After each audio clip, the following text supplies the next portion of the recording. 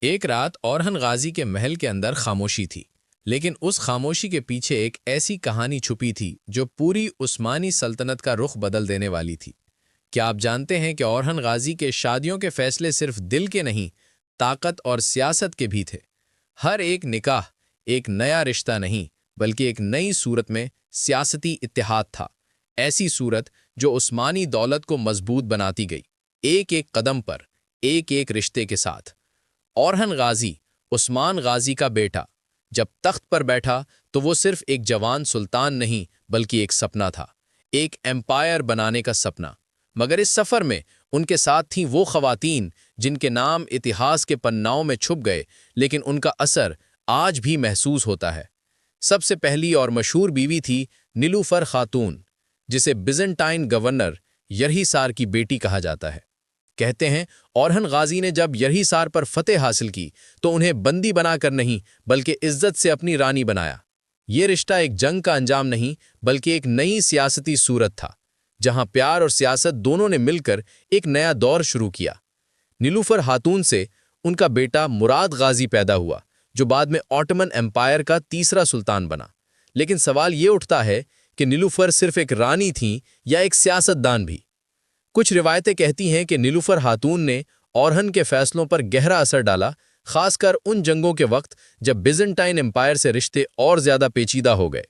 پھر آتی ہیں اسپورچا خاتون، جو بیزنٹائن ایمپرر اینڈرونیکس تھرڈ کی بیٹی تھیں۔ اب سوچئے، ایک مسلمان سلطان اور ایک بیزنٹائن پرنسس کا رشتہ، یہ صرف نکاح نہیں، ایک سیاسی پیغام تھا۔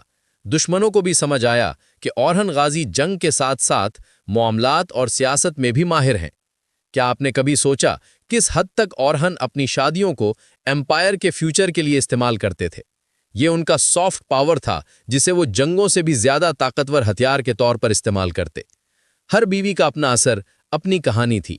کچھ نے محل کے اندر سیاست چلائی، کچھ نے محل کے باہر عمارتیں بنوا کر اپنا نشان چھوڑا۔ نیلوفر خاتون کے نام سے نیلوفر خاتون عمارت آج بھی برسا میں موجود ہے، ایک وقتی یادگار کے طور پر، جہاں اورہن اور ان کی دولت کا نیا دور لکھا گیا۔ مگر اورہن کے دل کے اندر ایک اور کہانی تھی، ان خواتین کے بیچ وہ سنتولن، وہ سیاست اور وہ جذبات جنہوں نے ایک جوان سلطان کو ایک دانش مند حکمران بنا دیا۔ لیکن کہانی یہاں ختم نہیں ہوتی۔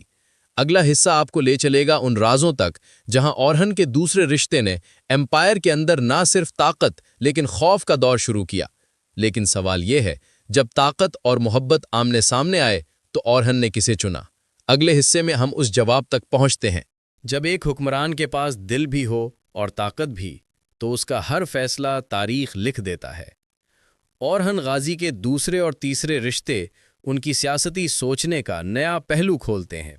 اسپورچا خاتون کے بعد ان کا نکاح تھیوڈورا خاتون سے ہوا، جو بیزنٹائن رولر کے قریبی خاندان سے تعلق رکھتی تھی۔ یہ رشتہ ایک اور مثال تھا کہ اورہن غازی جنگوں کے ذریعے نہیں بلکہ رشتوں کے ذریعے دولت کو وسعت دینا جانتے تھے۔ ان کے دشمن بھی کہتے تھے کہ اورہن جنگ کے میدان میں قتل کرتا ہے لیکن سیاست کے میدان میں دل جیت لیتا ہے۔ اس وقت بیزنٹائن ایمپائر کمزور ہو رہا تھا اور اورہن ہر ایک شادی کے ذریعے ان کے اندر اپنا اثر بڑھاتا جا رہا تھا۔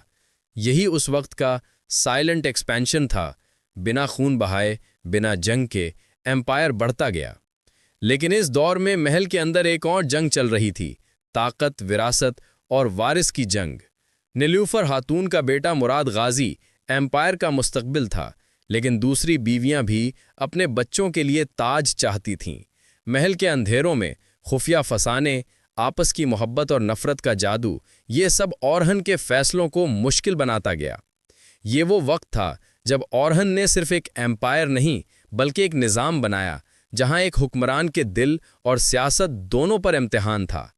کچھ لکھا نہیں گیا، لیکن روایتیں کہتی ہیں کہ اورہن غازی نے اپنی بیویوں کے درمیان انصاف اور عزت کا وہ منظر پیدا کیا جو اس وقت کے کسی بھی سلطان میں مشکل سے ملتا تھا۔ لیکن اس کہانی کا سب سے گہرا پہلو یہ ہے، اورہن کے ہر رشتے کے ذریعے ایک نیا دور آیا۔ بیزنٹائن اور مسلم علاقوں کے درمیان پہلی بار ایک تہذیبی میل ملاپ ہوا۔ اس نے ایمپائر کے لیے نئی سوچ پیدا کی، جہاں جنگ کے ساتھ ساتھ امن اور سیاست بھی طاقت کا نیا ذریعہ بنی۔ اور جب ہم اورہن غازی کے ان رشتوں کی طرف دوبارہ دیکھتے ہیں تو سمجھ آتا ہے کہ ان کی شادیاں صرف ایک سلطان کی پرسنل لائف نہیں بلکہ ایک دولت کی پولیٹیکل اسٹریٹجی تھیں۔ وہ سمجھتے تھے کہ اگر دل جیتا جائے تو سرحد جیتنی آسان ہوتی ہے۔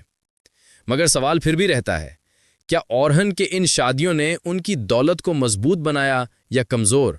یہی وہ راز ہے جسے ہر ہسٹورین سمجھنے کی کوشش کرتا ہے۔ اور اگر آپ یہ جاننا چاہتے ہیں کہ اورہن کے بعد مراد غازی نے کس طرح عثمانی امپائر کو یورپ تک پھیلایا اور کس نے پہلی دفعہ قسطنطنیہ پر نگاہ ڈالی، تو اگلا ایپیسوڈ مراد غازی اور عثمانی امپائر کا عروج ضرور دیکھیے۔ ویڈیو کو لائک کریں، کمنٹ میں لکھیں کہ آپ کو اورہن غازی کی کس بیوی کا کردار سب سے دلچسپ لگا، اور سبسکرائب کریں عثمانی امپائر سیریز کے لیے، جہاں ہر ایپیسوڈ میں ہم انکور کرتے ہیں وہ راز جو کتابوں نے صرف آدھا لکھا۔